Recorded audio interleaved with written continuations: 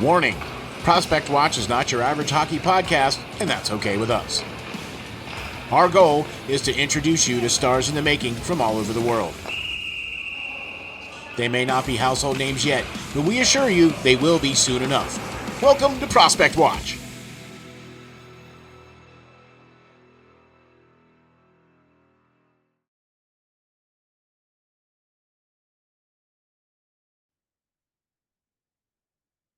Ladies and gentlemen, welcome to the next episode of Prospect Watch with your host, Lance Green.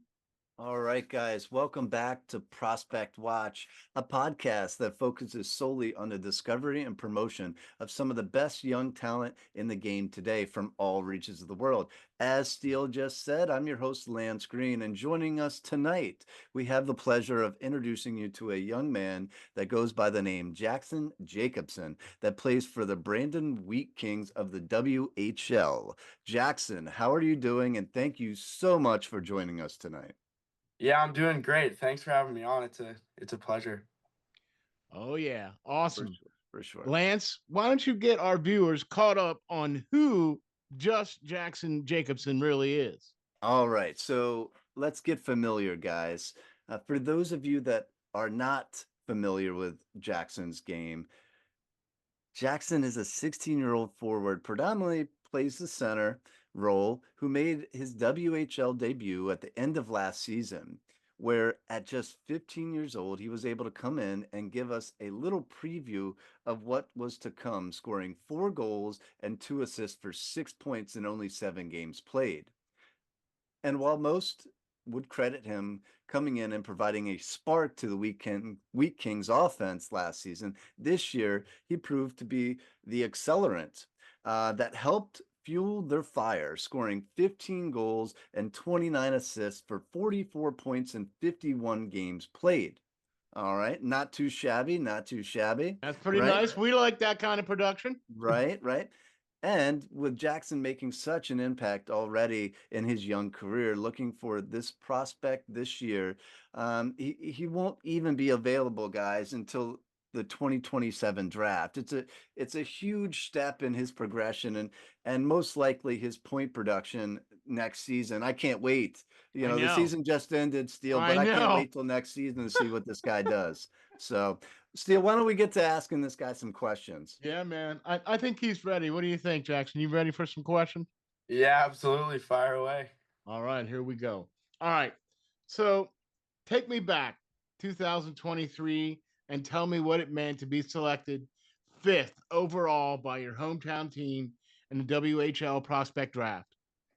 Yeah, crazy moment. I mean, seeing Brandon, I guess a little bit before the draft, seeing them get the fifth overall pick, kind of where I kind of expected to go and where my production throughout the year had led me. So I was pretty happy that I'd be around that range and pretty thrilled that I might go to the hometown team. And then time came around when I got drafted by the Wheat Kings, and it was just a pretty surreal moment and something I'll always cherish. And it's been a great time being a Wheat King so far. All right. There you go. All right. What's a home game like for you? How many family members are in the stands night to night? Um, yeah, home games are it's like U18 and U15. It's kind of just like everything all in one. Just everyone gets out to a home game that I know, and I'll be walking up after the game and see a bunch of my buddies waiting for me, or see some family that drove in. So Nice. it's really cool to play at home, and I think it's a privilege for whoever gets to live that way. There you Yeah. go. Okay. So this season, with one of your team's offensive leaders, like Roger McQueen, who we also interviewed this year, going down with an injury early in the year, did you find that it allowed you personally the chance to step up and contribute a little bit more than you may have thought, at the beginning of the year? Yeah. I mean, obviously, hurt to lose the Raj. I mean, he's a great player, and he had a really big year in front of him before he went down with injury. But I think all in all, it did kind of open up some opportunity for me to kind of showcase my ability. As he's a centerman, I'm a centerman. You just kind of get more opportunity. But um, I think it opened up a little bit, but obviously sucks to lose him. Hopefully he's back for the whole year next year. I think we can be a good 1-2 punch. Yeah, for sure. So in touching with that as well, how did your team really manage to rally around that, and even make the playoffs this year still? Yeah, I think we kind of realized just talking with Raj at the start of the year that it might be pretty serious and we might have to battle some adversity, get through the injury with him and kind of just get to the playoffs and then hopefully he'll be back. But yeah, I think we had a pretty deep and connected group this year. So we had a lot of guys that came in and filled roles, kind of the next man up mentality, just kind of one guy after another. I think we had a little bit more potential in what we ended up doing, but I think we've filled the role pretty good. Yeah. I think they did pretty good, Lance. Okay, so can you maybe describe for us if there's potentially an NHL player out there that maybe you model your game after, or somebody like you compare yourself to?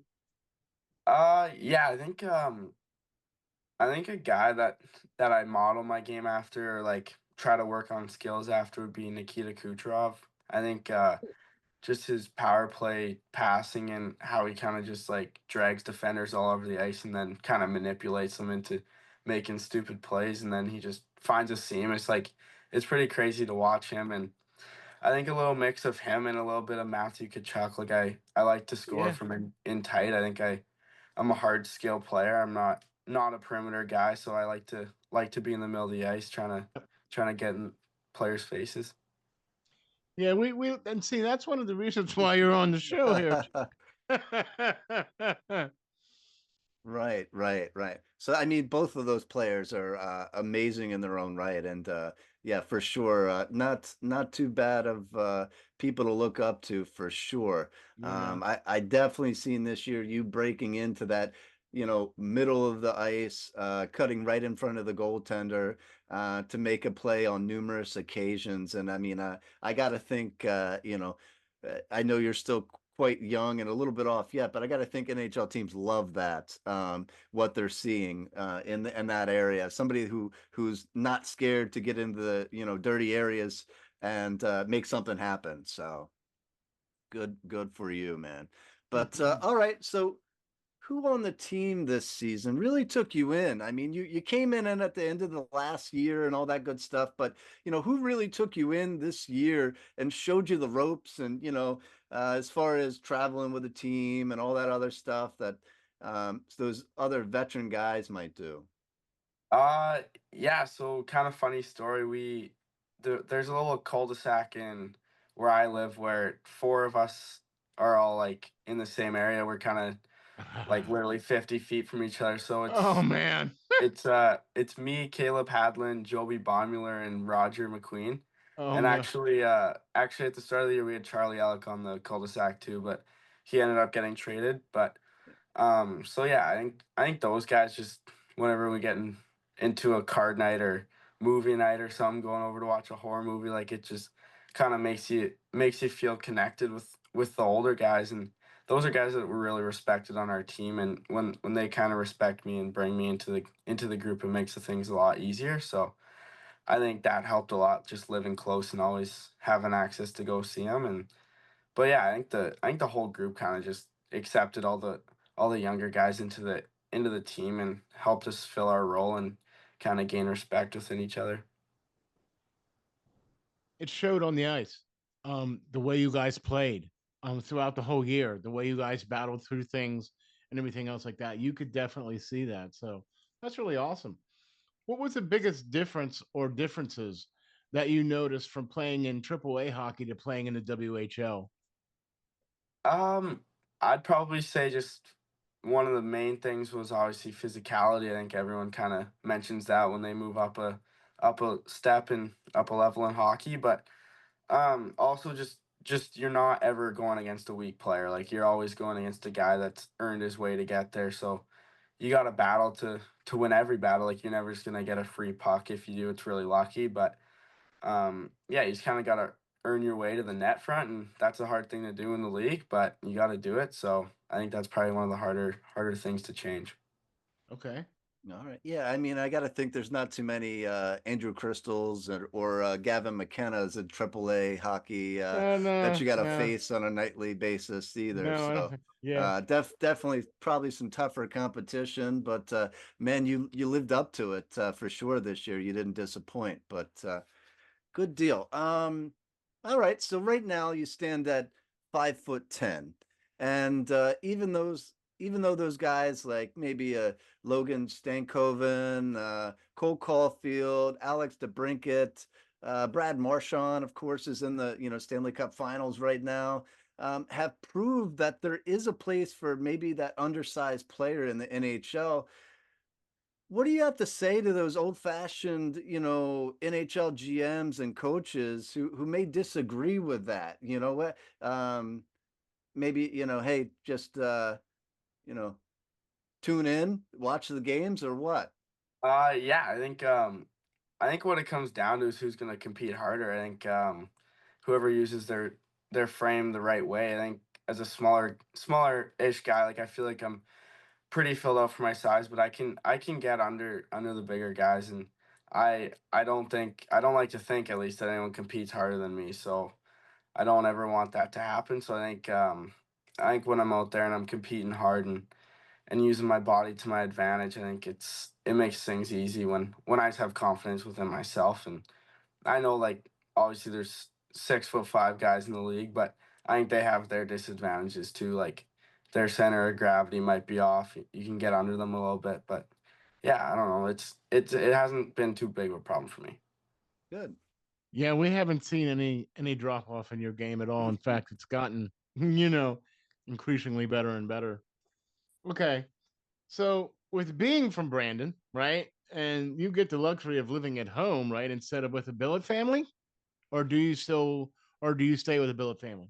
No, no, I stay at home, so Okay, yeah, it's a really fun thing. okay, all right. So now, what is the favorite pregame meal that mom or dad makes for you? So pregame meal, mom's always made it for me. It's chicken thighs with green beans, and that was what it was for most of my life. And this year I added in some sweet potatoes, but Oh yeah. yeah, just throw on a little bit of depends barbecue sauce, maybe a little Okay. lemon Okay. pepper maybe, but it kind of varies, but it always stays the same: chicken thighs, green beans, and sweet potatoes. It's a go-to. Okay. Okay. That's awesome. Awesome. Awesome. Cool. Cool. All right. So the season just ended, and what type of things do you plan to work on maybe this summer to get ready for next season? Um, I think I've been in the gym for about 3 weeks now, and on the ice for the same amount of time, kind of. So far, it's been a lot of like um, acceleration and deceleration kind of stuff, and loading a leg, and just kind of one-legged stuff, just really hockey specific stuff. So it's it's like a lot of speed work, I think, is the best way to put it. Plyometrics, just kind of working on how to explode and use speed efficiently, because you see all like the top NHL guys, like obviously McDavid, you think he's always going, but then you see him like he slows up a bit and to manipulate the defender into thinking that, and then he just bursts really quick. So just kind of trying to build that into my game a little bit. I think something I can definitely build up more, something I think I'm strong at already. But yeah, just kind of doing some speed stuff. Okay, now are you doing that on your own, or being that you don't really have to head home, anywhere else like some other guys that maybe live out of, town and stuff? Are you working with the team's coaches still this off season, or are you doing your own thing? So I have like a couple trainers I work with. I've worked with my whole life. So I work with Riley Dudar on the ice. He's someone I've worked with since I was little, like maybe probably 6 years old, I think. I've worked with him for a while. He's a really good coach and just kind of has helped me my whole life. And then um my speed on ice or off ice speed coach is Glenn Bruce. he works with football players and some NHL players. Seth Jarvis is his probably most notable person he Yeah. works with, and Yeah. Yeah. so yeah, he knows what he's doing. Very like, what's the best way to put it? Like, he does a lot of research into things and knows what he's talking about. So I got a lot of trust in him. And then our team trainer is actually my trainer for the gym. So Tyler Sinjanko is a guy that I work with. And then I was actually just out in Toronto with Gary Roberts, like working through a program and kind of getting myself a gym program for the summer. All right, it Go, man. takes a team, a whole team of individuals to get that, man. That's awesome that you're, that in depth into your training and focus on getting better for next season, man. It shows. I mean, in the little bit of time from last season into this season, and I mean, like I said, I don't know, man. Steel, I can't wait to see where the Wheat Kings are, next season. I I think they're know. progressively getting Uh, better, and I know. it's going to be an exciting year for them next year. I, I think I mean, the fact that we've now spoken to how many guys from the team now, I think three at least. Yeah, right? So that just goes to show you that the Wheat Kings are putting together a really, really good program up there. And it's, as far as Lance and I are concerned, the WHL, nuts and bolts and good or bad, is one of the better leagues out there. And you notice how there's a lot of NHL players that are taken from the WHL. So it's all good for guys that are able to go into that league and excel, which we're seeing Jaxon doing. Jaxon, my last question for you is this: what would you tell the guys coming up behind you that want to be where you are? What would you tell them? Uh, just trust yourself, like trust the process. I think it's kind of, I don't want to say easy, but it's pretty simple to become a good athlete these days. Everyone, I think, kind of gets distracted by whatever their friends or peers are doing. I think if you stay focused and stay competitive and stay hungry to being a good athlete and a good hockey player, I think things are gonna work out for you. I think everything happens for a reason, and you're gonna get your opportunity if you keep working on it. There you go. That's a great attitude, Jaxon. That's a great attitude, man. sound Like, advice. Yeah, yeah, and very good sound advice. And I tell you what, we can't wait to see what your future holds, man. I'm telling you, we're excited. Yeah, thank you. Lance, you got any more questions for this man? no, man, I'm not going to keep them any All longer. right. I just wish them all the best heading forward, and hopefully, maybe sometime next season or whatever, we'll get you to come back on the show and Oh, see where please. you're at, if you'll allow us, huh? Yeah, that'd be awesome. Oh, All man. right.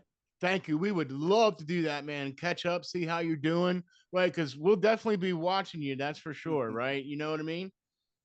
Yeah. All right. Well, Jaxon, thank you very much for joining us. I'm your co host, Ron SteelFlyers, and this has been another episode of Prospect Watch. And we will catch you all on the next one.